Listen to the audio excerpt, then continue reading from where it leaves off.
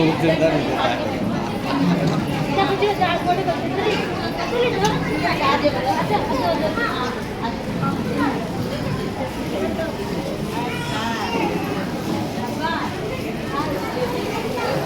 మీరు కొంచెం వెనక్కి పోండి.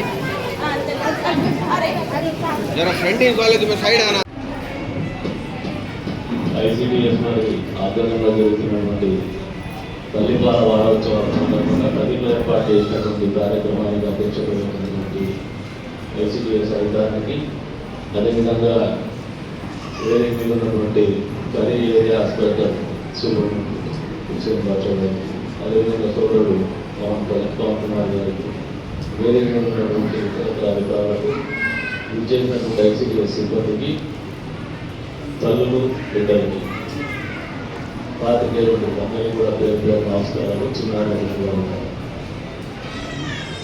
డాక్టర్ బాగా ఎలాబరేట్ చెప్పినాడు. ఇందాకనే చెప్పేది ఏమంటే ఇప్పుడు అంతా వరల్డ్ అంతా ప్రపంచం అంతా కూడా ఆర్గానిక్ ఫుడ్ మీద పోతుంది, సూపర్ ఫుడ్స్ మీద పోతాం. తల్లి పాలని మించేటటువంటి ఆర్గానిక్ ఫుడ్ కానీ సూపర్ ఫుడ్ కానీ ప్రపంచంలో ఏది లేదు. కాబట్టి ఇది ఒక అవేర్నెస్ ప్రోగ్రామ్.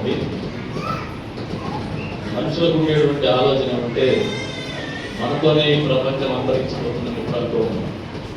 మన తర్వాత కూడా మన బిడ్డలు ఉంటారు, వాళ్ళ బిడ్డలు ఉంటారు, వాళ్ళ బిడ్డలు ఉంటారు, మళ్ళీ మనుషులైపోతుంటారు. కాబట్టి జంతువుల కంటే మానవులు ఎక్కడ బాగా ఆలోచన ఏమిటంటే వచ్చే రోజుల్లో మళ్ళీ మానవాళి మనం కూడా బాగుండాలా, ఆరోగ్యకరంగా ఉండాలా, వచ్చేటువంటి తరం అనేది మనకంటే దేహదారుఢ్యంగా ఉండాలా,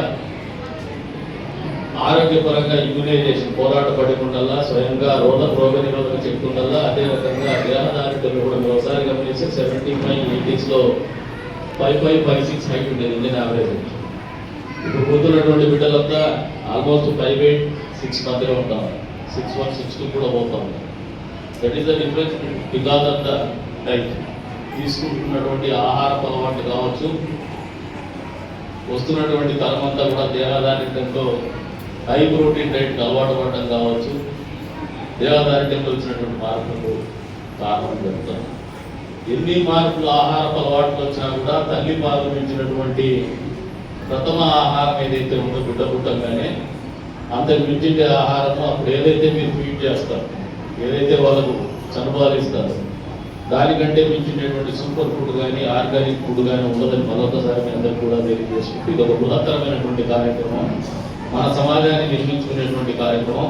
మన తర్వాత మన బిడ్డలు, వాళ్ళ బిడ్డలు కూడా ఆరోగ్యకరమైనటువంటి రీతుల్లో మనకంటే మెరుగైనటువంటి దేహదారుఢ్యంతో, మానసిక ఉల్లాసంతో, మానసికమైనటువంటి ఆరోగ్యంతో ఉండాలంటే ఇవన్నీ పాటించాల్సినటువంటి అవసరం. ఎందుకంటే కొన్ని ఇంత పోగాళ్ళు వస్తూ ఉంటాయి మానవాళిలో. అప్పుడప్పుడు కొంతమంది బిడ్డల్నే క్యారీ చేయకూడదు అనుకుంటారు, కొంతమంది పిల్లలకు పాలు ఇవ్వడము సిగ్గుగా ఆలోచన చేస్తూ ఉంటారు. కాబట్టి మాతృత్వాన్ని మించినటువంటి అదృష్టం ఇంకోటి ఉంటుంది ఎవరికి కూడా.